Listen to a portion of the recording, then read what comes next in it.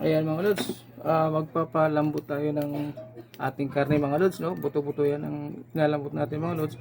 Ginamitan lang natin ng uling yan mga lods para hindi na masyadong sa gas natin kasi medyo matagal palambutin ito mga lods, kaya uling ang ginamit natin mga lods. Ayan, ayan yung uling natin, no? Ayan, hanggang sa lumambot yan mga lods. Ayan, para hindi masyadong akyado sa gas mga lods. Ayan, siyempre medyo matagal yan mga lods, no? So pagpapalambot lang natin, tagal na yan. So ayan mga lods, ang ating recipe for today. Ayan mga lods, kumulo na siya mga lods. Ito ang gagawin natin dito mga lods, no? Siyempre, unang kulo niya, ang gagawin natin mga lods, itatapon natin yan. So papalitan natin ng bagong tubig mga lods. So ayan mga lods, no? Samahan nyo ako mga lods. So ayan na mga lods, no? Yung kanina sabaw kanina mga lods, yung unang sabaw natin na pinakuluan, tinapon natin yung mga lods. So ito na yung bago natin. Ayan. So dire-diretso na yung mga lods, no? At lalagyan na rin natin ng mga mamaya medyo malambot na siya. Okay? Ayan mga lods, ito naman mga lods yung ating mga gulay na ilalahok natin mga lods sa ating buto-buto mga lods. Ayan, yung okra, kamatis, labanos, talong, sili, at ito naman mga lods yung ating sitaw at yung ating kangkong. So ayan mga lods yung ating panlahok to sa ating lulutuin ngayon. So ayan mga lods, tara samahan nyo ko.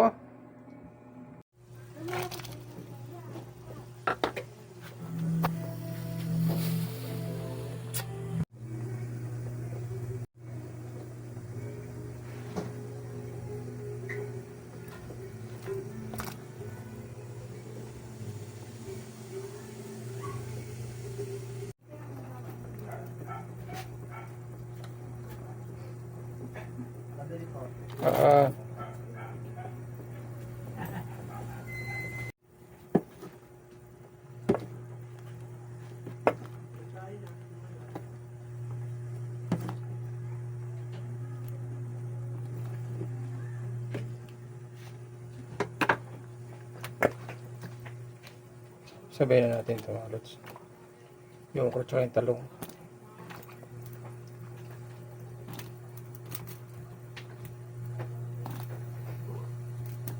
Okay.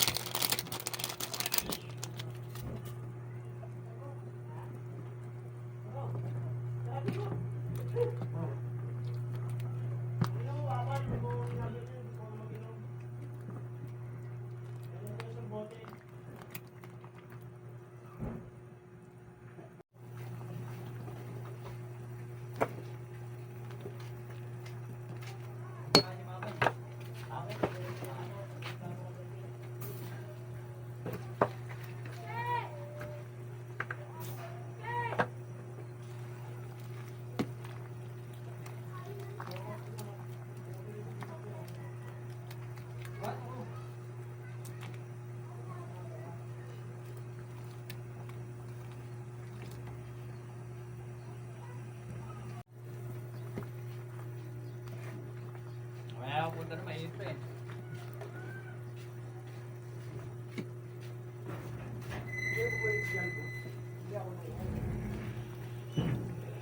Gano'n ba kalaki?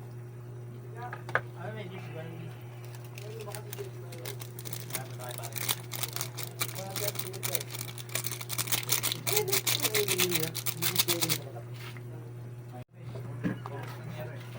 Tres ko lang muna, no?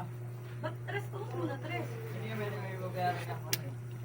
Wow, yummy. Mga lods, ayan at thank you very much. Thank you for watching mga lods. Ay, size Mga lods po, bye bye.